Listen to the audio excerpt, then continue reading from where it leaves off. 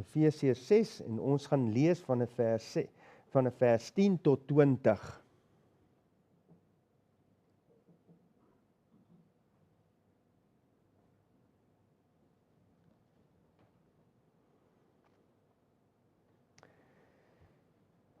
Here, laat die woorde van my mond en die oordenking van my hart welbehaaglik wees voor die aangesig, o Here, my rots en my verlosser. Gemeente, genade, barmhartigheid en vrede word aan die geskenk van God ons Vader en van die Here Jesus Christus deur die kragtige werk van sy Gees. Vader, terwyl die woord vanmôre ook so voor ons oop is, kom vra ek vanmôre dat terwyl u die outeur is van u woord, dat u elke woord vanmôre sal neem, reeds met die lees van u woord, dat u ons harte in besit sal neem. Ag Here, en dat u vanmôre ook toegang sal vind in elke hart, dat die saad daar gesaai sal word, sodat dit vrug sal dra. Ons verklaar vanmôre ons afhanklikheid van u. U woord wat sê, sonder my kan julle niks doen nie. Ons besef dit ook met die woord wat vanmôre moet uitgaan. Here, selfs ek wat die woord moet bring, dat u vir my genade sal gee, maar dat die saad sal ontkiem en dat dit vrug sal dra vanmôre. En oral in die land vanmôre waar u woord in waarheid gepredik sal word, dat u seën daarop sal rus en dat u koninkryk uitgebrei sal word. Dankie vir hierdie gemeente, Vader. Dankie vir al die aktiwiteite en wat hulle beteken in hierdie omgewing. Dankie ook vir die uitreik na die kinderreise.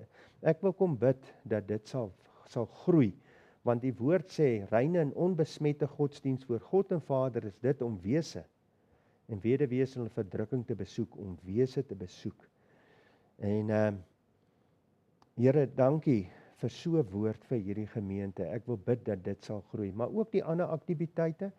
Ek wil kom bid vir Dominee, waar hy seker die laaste paar dae rus, dat hy hom heeltemal sal hernie met u krag, en dat hierdie gemeente weer van krag tot krag sal gaan, en dat hy ook vir hom en sy vroutjie en sy familie sal seën. Hy het ook die afgelope tyd verjaar, en daarom bid ons ook, Here, vir die tyd wat u op aarde vir hom bepaal het, dat u u doel ook met hom in sy lewe sal bereik. Ook vir elkeen, ons het na die verjaardag vanmôre geluister, kom bid ons ook, Here, u seën en u doel met elke lewe af. Kom bid ons dit, en ons vra dit in die naam van Jesus Christus alleen. Waar ons nou in die woord gaan verdiep, kom seën ons asseblief en help ons ook met die uitleg daarvan. Amen. Goed, ons gaan dan Efesiërs 6 van vers 1 tot 20 saam lees. Kom ons kyk wat sê die Here vir ons. Van vers 10 tot 20. Eindelik, my broeders, word kragtig in die Here in die krag van sy sterkte. Trek die volle wapenrusting van God aan, sodat julle staande kan bly teen die liste van die duiwel. Want ons worstel stryd nie teen vlees en bloed nie, maar teen die owerhede, teen die magte, teen die wêreldheersers van die duisternis van hierdie eeu, teen die bose geeste in die lig.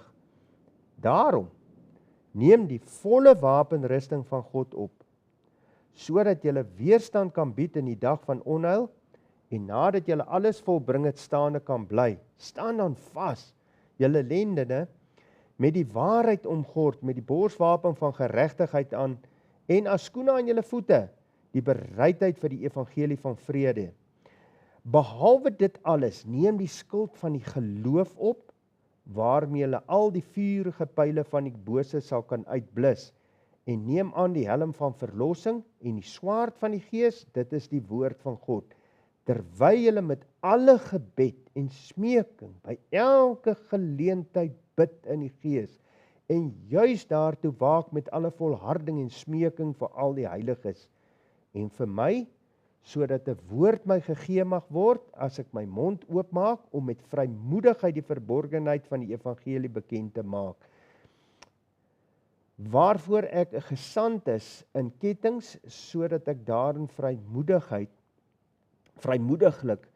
mag spreek, soos ek moet spreek.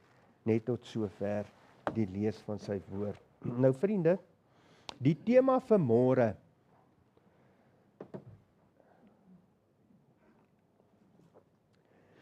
bid of vergaan. Bid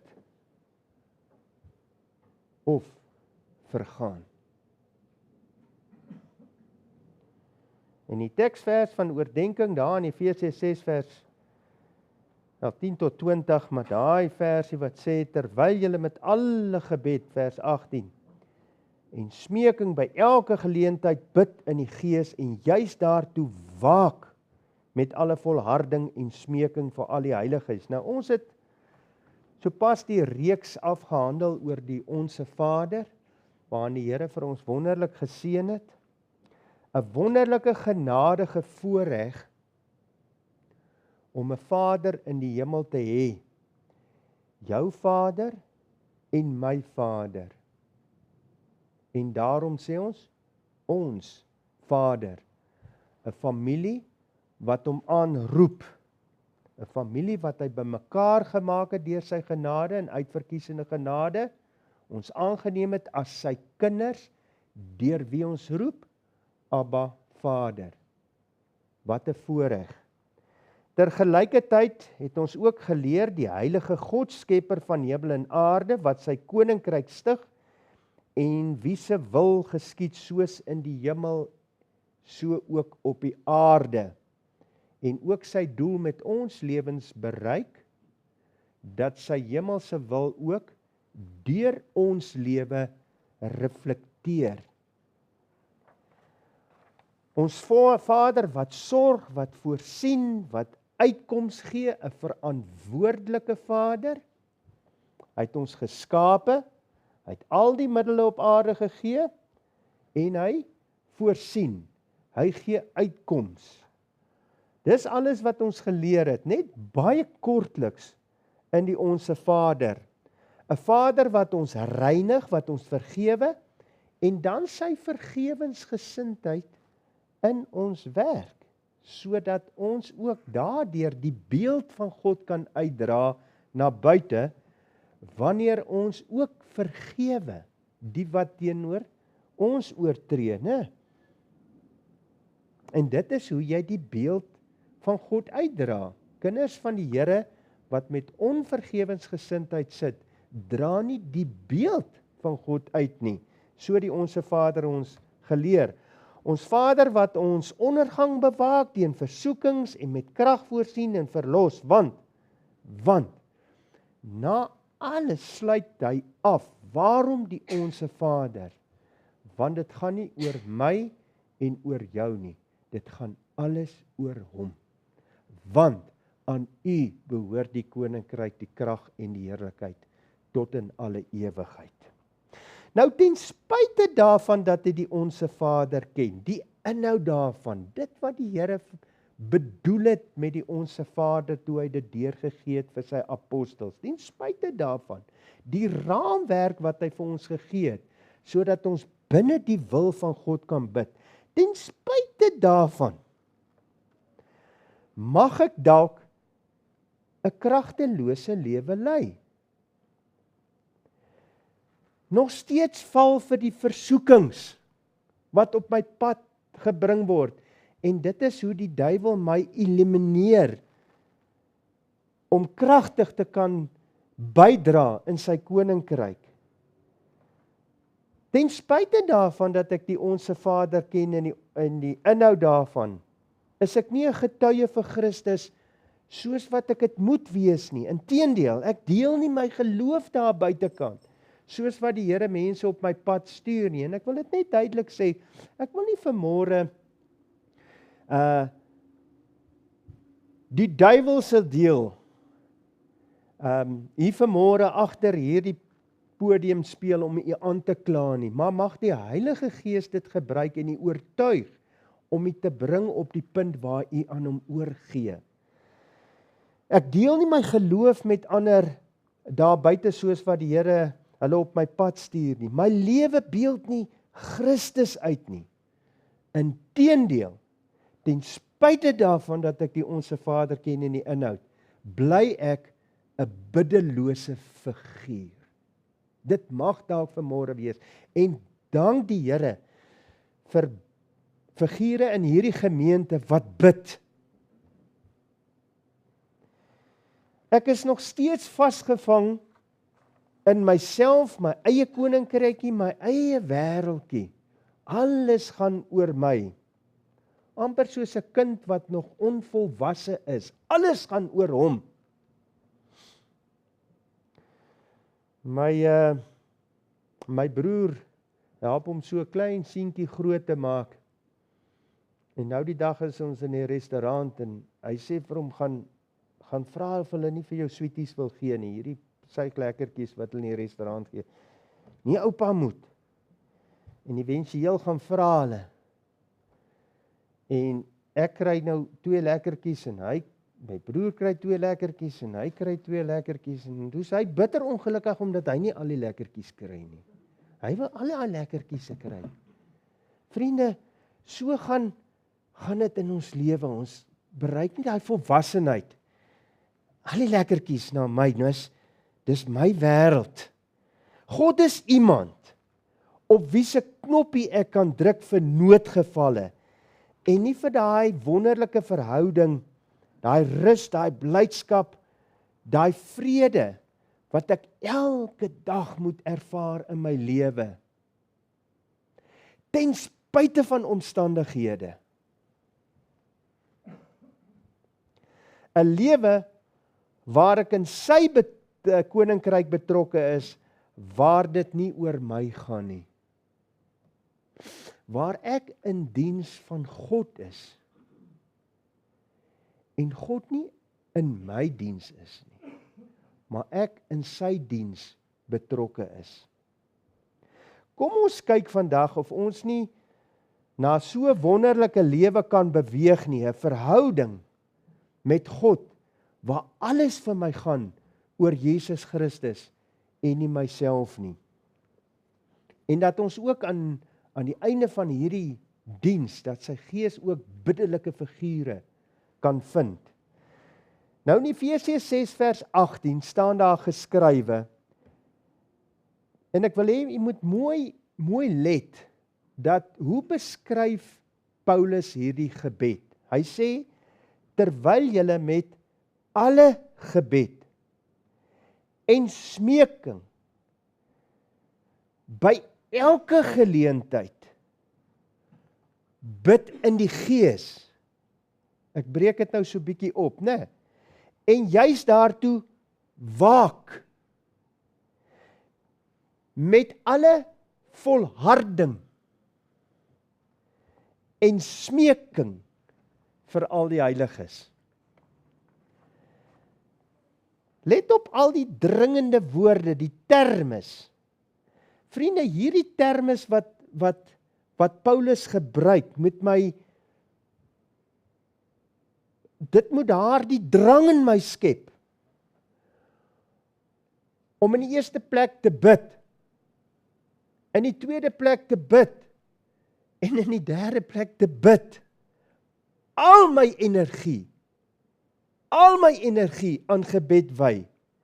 Let op die sterk uitdrukkings, met alle gebed, by elke geleentheid, met alle volharding.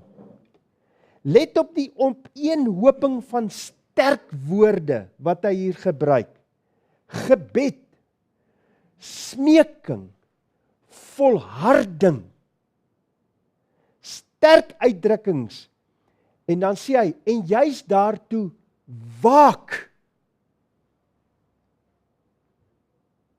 Anders gestel, om daartoe slaaploos te wees. Om slaaploos te wees in die gebed. Dit is wat dit beteken, om te waak in die gebed. Om slaaploos te wees in die gebed. Ek wonder, hoeveel van ons het al deur gebid tot op die drempel van seën. En toe verslap ons. Ons het nie daartoe gewaak nie. Ons was nie slaaploos in die gebed gewees nie. Ek onthou in die weermag het 'n ou nou altyd wagte uitgesit vir sekere periodes van die nag. En dan moes daai wagter, hy moes waak. Dit was 'n baie erge oortreding as die wag aan die slaap geraak het. En hoe kan 'n wag nie byvoorbeeld deurentyd waak en miskien daai laaste 5 minute aan die slaap raak nie, en wat gebeur? En die vyand kom in. En dit is wat Paulus hier probeer sê, om te waak in die gebed, om slaaploos in hierdie gebed te wees, om deur te bid. Daarom gedurige, volhardende, slaaplose, oorwinnende gebed is nodig. Vriende, hoekom gebruik Paulus hierdie woorde, hierdie erns? Hoekom plaas hy soveel nadruk op gebed? En nou gaan ons na 3 punte kyk. In die eerste plek, omdat daar 'n duiwel is, wat rondloop soos 'n brullende leeu, en kyk wie hy kan verslind. Hy rus nie, hy het geen leier op sy kop nie, en hy doen alles in sy vermoë om jou ondergang te bewerk. En as jy verslap, gaan jy in sy struik val, as jy nie daartoe waak in die gebed nie. Dis al wat jou ondergang gaan keer, is gebed. Vriende, hy wil jou elimineer. Die duiwel is daartoe uit om jou ondergang te bewaak, om jou vrou en jou familie te vernietig, om die gemeente te vernietig. Hy wil jou elimineer in sy koninkryk. Hy's daarop uit. En daarom sê vers 12, want ons worstelstryd is nie teen vlees en bloed nie, maar teen die owerhede, teen die magte, teen die wêreldheersers van die duisternis van hierdie eeu, teen die bose geeste in die lig, 'n mensemoordenaar van die begin af. En jy kan net sowel jou eie naam daarin voel, jy kan dit in die persoonlike voornaam van ek, kan jy sê, jy kan sê, want my worstelstryd is nie teen vlees en bloed nie, maar teen die owerhede. So in die eerste plek, waarom plaas Paulus nadruk op gebed? Omdat daar 'n duiwel is en 'n weermag wat hy het, wat gefokus is op jou, om jou te vernietig, om jou ondergang te bewerk. En nie net jou ondergang nie, die om jou, by jou werk, oral, is hy daar toegespits om jou te vernietig en jou ondergang te bewerk. Dan volg hy in vers 13, daarom, want daar is 'n duiwel met 'n weermag, daarom, neem die volle wapenrusting van God op, sodat julle weerstand kan bied in die dag van onheil, nadat julle alles volbring het, hoor, staande kan bly. Met ander woorde, God wil jou staande hou. Hy wil jou kragtig gebruik in sy koninkryk. Die duiwel, die teenoorgestelde, hy probeer jou ondergang te bewerk.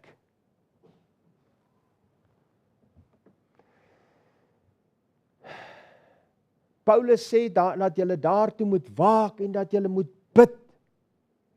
Dan volg daar 'n lys van wapenrusting. Die gordel van waarheid wat jy moet aan hê, die borswapen van geregtigheid, die evangelie wat jy moet uitdra, die skild van geloof, die helm van verlossing, die swaard van die gees. Dan bring Paulus, nadat hy die wapenrusting vir ons deurgee, dan bring hy dit na 'n klimaks by vers 18. Voeg nou by alles, by die hele wapenrusting, voeg nou by die gebed. Wat sê vers 18? Terwyl, ek noem vir jou die wapenrusting, maar dan die woord terwyl julle met alle gebed en smeking by elke geleentheid bid in die gees, en daartoe waak met alle volharding en smeking vir al die heiliges. Gedurige, volhardende, onvermoeide, slaaplose gebed in die Heilige Gees onder sy leiding totaal oorgegewe aan God, want dis wat dit beteken. Dit is wat hy byvoeg by die wapenrusting wat hy vir jou gee. As jy die wapenrusting nie afrond met gebed nie, is alles te vergeefs. Gebed is om jou afhanklikheid totaal aan God te verklaar. Vers 10. En dit is hoe hierdie hele wapenrusting begin. Word kragtig in die Here en in die krag van sy sterkte. Hoe word ek kragtig in die Here en in die krag van sy sterkte? Deur gebed, om my totaal oor te gee aan hom. En dan sluit hy af weer, hy sluit af terwyl jy met alle gebed en smeking, met volharding natuurlik, daartoe waak. So in die eerste plek sien ons, jy moet duidelik weet, dat die Bybel sê, jy het 'n worstelstryd teen die duiwel en sy magte, wat jou ondergang wil bewerk, en daarom moet jy bid. In die tweede plek, vriende, gebed is die aangewese weg waarlangs ons dinge moet verkry. Die gebed, die gebrek aan ons ondervinding in ons lewe en in ons werk is vir verwaarlosing van gebed. Jakobus 4 vers 2 sê die volgende, verskoon. Julle het nie, omdat julle nie bid nie. Julle is armoedig en magteloos. Hoekom? Omdat jy nie bid nie. En daarom sê Jakobus, julle het nie, omdat julle nie bid nie. Dis die aangewese weg waarlangs ons dinge moet verkry. Waarom is daar so min vrug in die kerk en haar arbeid vir die Here? Waarom sê die sondagskoolonderwyser of onderwyseres, my kinders wil nie tot bekering kom nie?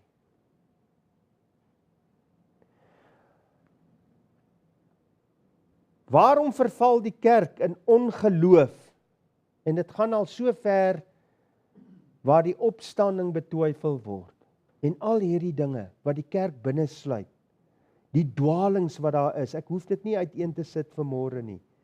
Die wêreldgesindheid, dat daar nie meer onderskei kan word tussen die kinders van die Here en die kinders van die wêreld nie. Die antwoord is verwaarlosing van gebed. Julle het nie, omdat julle nie bid nie. Dit is God se aangewese weg waarlangs ons dinge moet verkry. Kom ons kyk na die derde punt. Hoekom het ons hierdie gebed wat volharding insluit om te waak?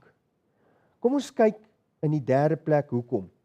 Die manne wat God uitgekies het en voorgehou het as voorbeelde hoe Christene moet wees. Kom ons kyk na die apostels se lewe. Die apostels het gebed as die belangrikste deel van hulle bediening beskou. Die belangrikste deel. In daardie tyd met die vervolging het die kerk baie gegroei. So ook die verantwoordelikhede, want as 'n kerk groei kom daar meer verantwoordelikhede. Kom ons kyk nou byvoorbeeld na afdelings in 'n kerk. En dit was ook so in die tyd van die apostels gewees. Daar was woordbediening, welsyn, hospitaalbediening, evangelisasie, sending, boukommissie kry jy. Jy kry musiek, die elektroniese media, dankie ook vir hulle. In hierdie geval, welsyn. Toe die kerk in die tyd van die apostels beginne groei het hulle daar in Handelinge gesê, in Handelinge 6, dit is nie goed dat ons die weduwees en die wese en dies meer moes verwaarloos nie.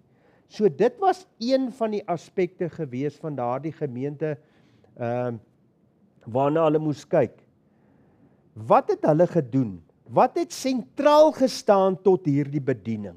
Wat het absoluut sentraal gestaan tot hierdie bediening? Wanneer ons Handelinge 6 vers 2 tot 4 lees, wat lees ons daar? Dis nou nadat daar gesê is, ons moet kyk na die weduwees en die weeses en dies meer. Dan staan daar geskrywe, dit is nie reg dat ons die woord van God nalaat om die tafels te bedien nie. Kyk dan uit, broeders, na 7 manne uit julle van goeie getuienis, vol van die Heilige Gees en wysheid, oor wie ons hierdie nodige saak kan aanstel. Luister nou wat sê die apostels. Maar ons sal volhard in die gebed en die bediening van die woord. Daar sien ons, die gebed het sentraal gestaan. Absoluut sentraal gestaan tot hierdie bediening. Ons sal uitgaan en ons sal ons welsynwerk doen, maar ons sal volhard in die gebed. Gebed het sentraal gestaan, was die belangrikste aspek van hulle bediening gewees.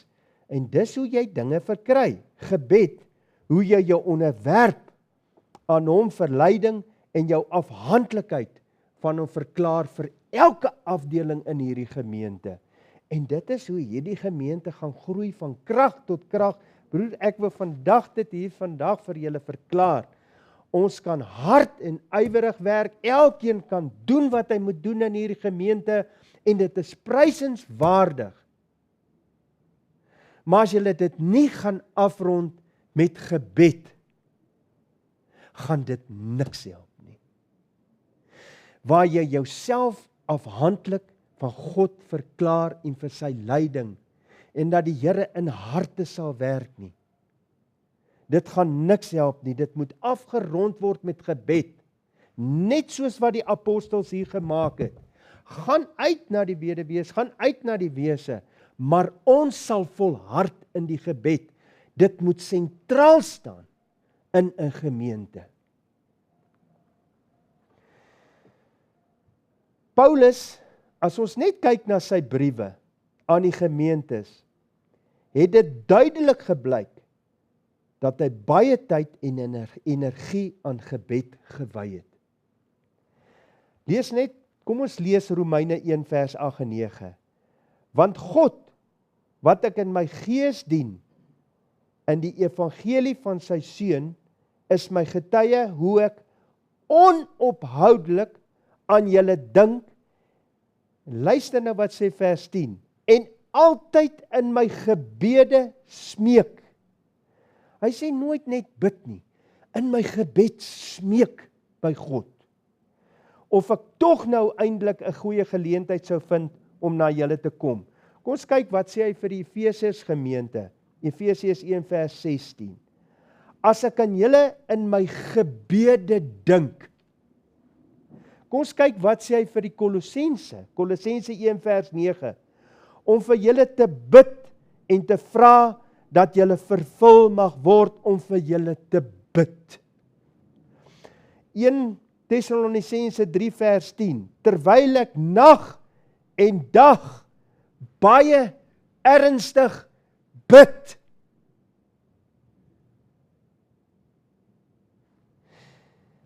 Wat sê hy vir Timoteus?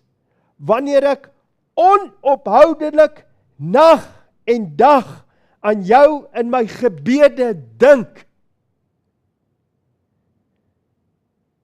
'n Mens kry amper 'n figuur hier, 'n man wat net gebid het, dag en nag. Die erns van gebed by Paulus, gebed altyd in die oortreffende trap, sentraal in sy bediening, 'n spontane uitvloeisel van sy Christelike lewe. Dit het alles gegaan oor gebed. 'n Mens wil baie keer praat oor sy sendingreise en alles wat hy bereik het. Maar vriende, ek wil vandag vir u sê, gebed was Paulus se asemhaling gewees. Martin Luther wat gesê het, net soos jy nie fisies kan leef sonder asemhaling nie, kan jy nie geestelik staan sonder gebed nie.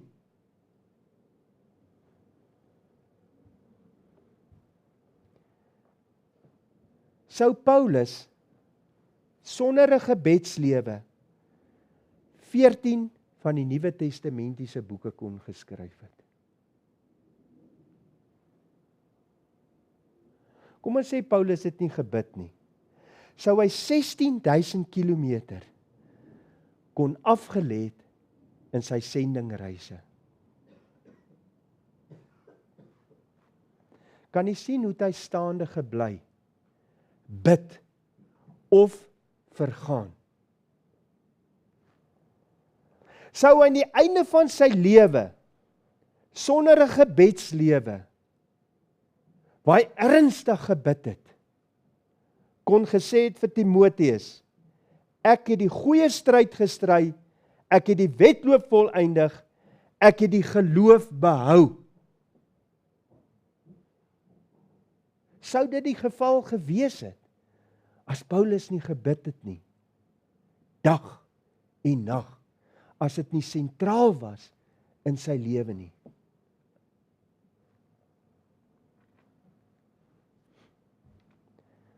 Terwyl julle met alle gebed, nou kom hy na ons toe, en vriende, Paulus sal nie vir ander preek terwyl hy self verwerplik is nie. Hy sal nie vir ander preek en sê wat om te doen, as hy dit self nie gedoen het, en dit sy ondervinding was in die lewe nie.